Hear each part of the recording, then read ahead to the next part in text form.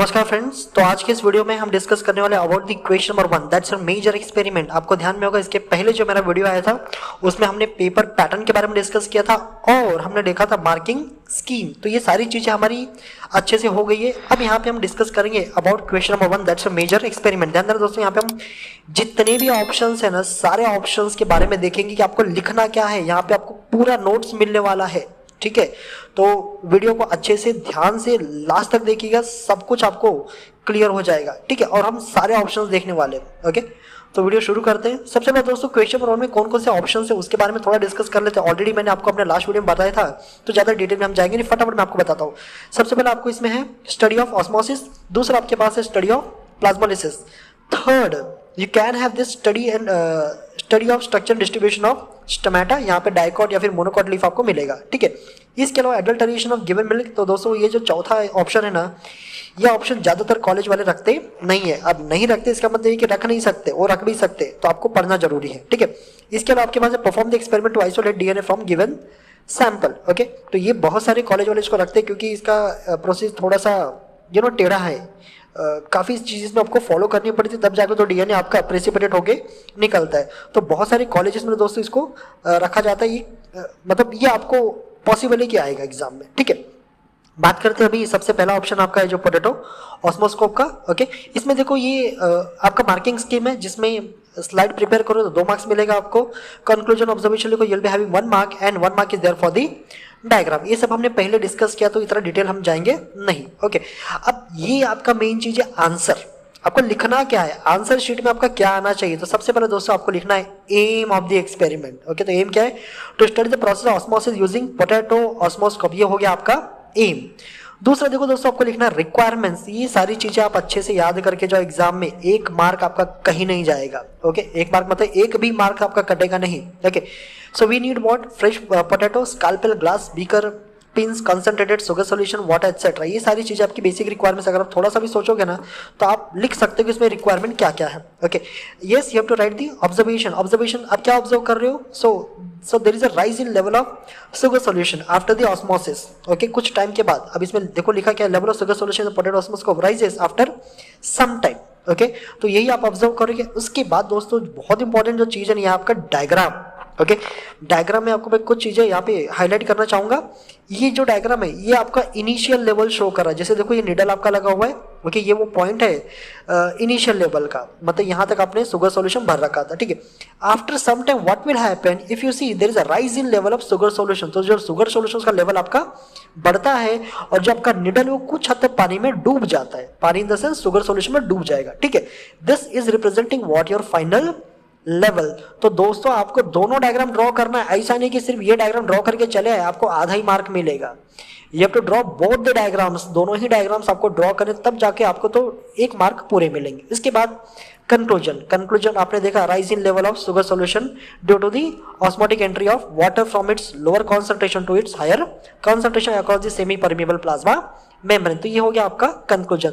तो दोस्तों ये था आपका पहला ऑप्शन इन क्वेश्चन नंबर 1। अगर क्वेश्चन नंबर 1 में आपको पोटैटो ऑस्मोस्कोप आता है तो आप एम लिखेंगे, एम ऑलरेडी मैंने आपको दिखा दिया है। रिक्वायरमेंट लिखेंगे, ऑब्जर्वेशन लिखेंगे, उसके बाद आपको डायग्राम ड्रॉ करना, फिर आपका कंक्लूजन, आपको पूरे मार्क्स मिल जाएंगे, ठीक है। अब देखो जो दूसरा ऑप्शन अपने पास है फ्रेंड, ये है आपका make a temporary slide to study plasmolysis, okay. अब इसमें भी again you have to prepare a slide, you will be having 2 marks, then observation conclusion 1 mark and the diagram of plasmolysed cell will give you 1 mark. तो ये आपका marking scheme है, 4 marks के लिए हो गया, ठीक है। अब इसका आंसर देखो ये है, ये मेन चीज है, ठीक है। सबसे पहले आप एम लिखोगे to study plasmolysis in epidermal cells of tradescantia leaf, ये आपका एम हो गया। रिक्वायरमेंट थोड़ा सा आप अपने दिमाग से सोचोगे तो रिक्वायरमेंट्स आपको खुद ही पता चल जाएगा क्या क्या चीज हमको चाहिए। So you need to have a fresh tradescantia leaf. इसके अलावा कॉन्सेंट्रेटेड शुगर सॉल्यूशन, ऐसा नहीं कि concentrated sugar solution, salt solution भी हो सकता है, ठीक है। And distil water is required, slide covers, ये सब बेसिक रिक्वायरमेंट्स है। वॉच ग्लास ब्लेड्स, ये सारी चीज आपकी बेसिक रिक्वायरमेंट्स है इस प्रैक्टिकल को परफॉर्म करने के लिए। इसके बाद दोस्तों आपको लिखना है ऑब्जर्वेशन, ओके। अब आप क्या ऑब्जर्व करें तो देखो slide prepared using hypertonic solution showing shrinkage of protoplast. अब आप समझ सकते हो आपने हाइपरटोनिक सॉल्यूशन में किसी सेल को रख दिया है, okay. And by definition the solvent always move from its higher water potential to lower water potential. जहां पे हाइपरटोनिक सॉल्यूशन है मतलब वहां पे सॉल्यूट ज्यादा है, सॉल्वेंट कम है, मतलब वाटर कम है, ठीक है। और जहाँ पे लो कॉन्सेंट्रेटेड सॉल्यूशन, इसका मतलब वहाँ पे सॉल्यूट कम है और सॉल्वेंट ज़्यादा है, और पानी हमेशा हाई से लो की तरफ ही फ्लो करेगा, तो सेल का वाटर जो ना बाहर निकल जाएगा, ठीक है, सेल के बाहर आ जाएगा। सो और क्योंकि सेल का पानी निकल गया तो सेल आपका क्या हो जाएगा, श्रिंक हो जाएगा। और इसी श्रंकन सेल को हम क्या बोलते हैं, प्लाज्मोलाइज्ड सेल। ध्यान देना, प्लाज्मोलाइज्ड सेल। अब आप समझो, ये एक्सपेरिमेंट आप लीव का यूज करते हो, वहाँ पे सेल वॉल को जो प्रोटोप्लास्ट है वो छोड़ देगा, ठीक है, तो आपका प्रोटोप्लास्ट पूरा क्या हो जाएगा, श्रिंक हो जाएगा, ठीक है। तो देखो, the protoplast moves away from the cell wall and becomes concentrated to the corner of the cell, this is called plasmolysis. यही तो आपका प्लाज्मोलाइसिस होता है। अब डायग्राम देखो, ये दो डायग्राम अगेन कंपेयर।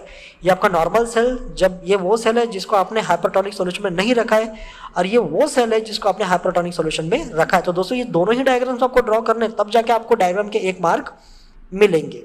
समझ में आया?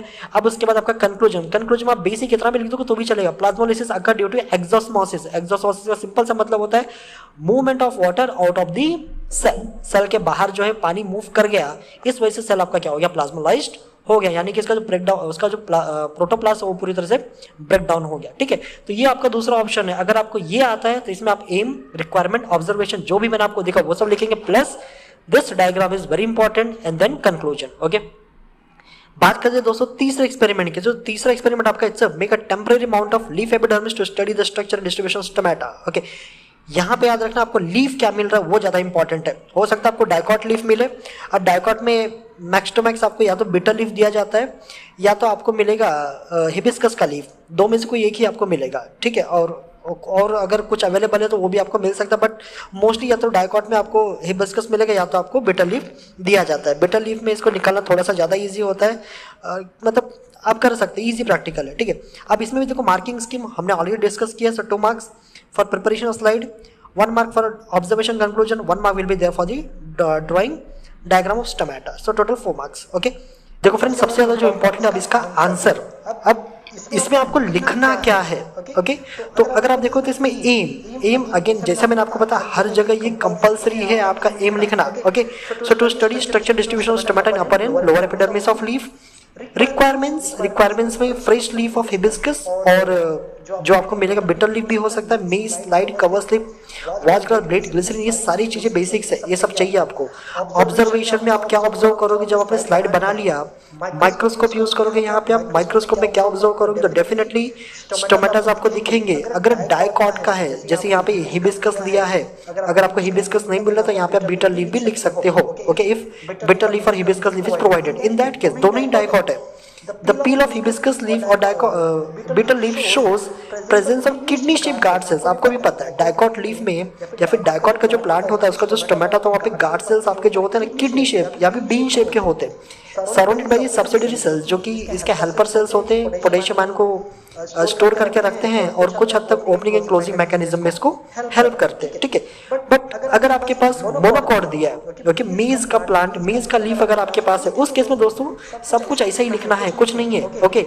यहाँ पे जो आपका गार्ड सेल का जो शेप होगा ना दोस्तों, वो डम्बल शेप, ओके। सो गार्ड सेल कैसा हो जाएगा आपका, डम्बल शेप का आपको देखने को मिलेगा। Again surrounded by the 2 subsidiary cells, यहाँ पे आपको मेंशन करना पड़ेगा 2 सब्सिडरी सेल्स। यहाँ पे काफी सारे आपके सब्सिडरी सेल्स होते हैं, बट यहाँ पे सिर्फ 2 ही सब्सिडरी सेल्स आपको देखने को मिलेंगे। इसके बाद दोस्तों डायग्राम वेरी इंपॉर्टेंट। अब देखो डायग्राम में ना, जी जो लीफ मिला है सिर्फ उसका डायग्राम ड्रॉ करो, जो लीफ मिला है सिर्फ उसका ही ऑब्जर्वेशन लिखो। अगर आपको डाइकॉट का लीफ मिला है, you will draw this diagram only, सिर्फ यही डायग्राम आपको ड्रॉ करना है, ओके। अगर आपको मोनोकॉट का लीफ मिला है, you will draw this particular diagram, okay. बाकी लेबलिंग लगभग एक दोनों में सेम ही है, दोनों में लगभग लेबलिंग आपका सेम ही है, ठीक है। अब इसका कंक्लूजन देखो, the number of stomata on upper epidermis is less than on lower epidermis. ये बताने की जरूरत नहीं है। डॉर्सिवेंट्रल लीफ होता है आपका डाइकॉट का, तो उसका जो अपर एपिडर्मिस है डायरेक्टली सनलाइट को फेस करता है, क्योंकि डायरेक्टली सनलाइट को फेस करेगा। अगर ज्यादा स्टोमेटा आपके सनलाइट को एक्सपोज करेंगे तो हाई ट्रांसपिरेशन, प्लांट का डेथ हो सकता है, विल्टिंग यानी कि सूखने से, ठीक है। तो इस केस में आपको याद होना चाहिए कि कभी भी डाइकॉट लीफ में ना ज्यादातर स्टोमेटास आपके लोअर एपिडर्मिस पे आपको देखने को मिलते, तो यही आपका कंक्लूजन है। But in case of maize the number of stomata upper epidermis और lower epidermis generally equal.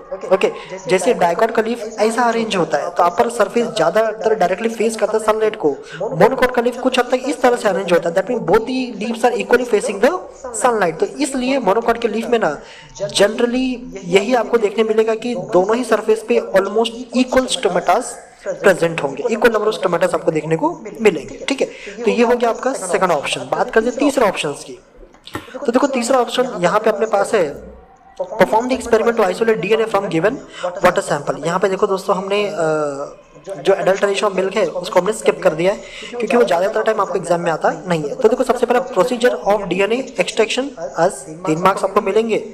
Observation, you have to write the observation, you will be having 1 marks, total 4 marks का आपका ये प्रैक्टिकल है। Okay, अब इसमें देखो लिखना क्या है, again very simple, so you have to write the aim of the experiment. Aim जैसे मैंने बताया भाई सेम लिखना पड़ेगा, कॉमन है हर जगह आपको, ये बेसिक चीज है, आपको हर जगह लिखना है। So to extract and isolate DNA from fruit sample. अब ये फ्रूट है, अब यहाँ पे मोस्टली हम बनाना प्रोवाइड करते हैं, हम in the sense normally college आपको बनाना ही प्रोवाइड करता है, आपको जो भी फ्रूट दिया रहेगा आप उधर नाम भी लिख सकते हो। Okay, requirement is very important.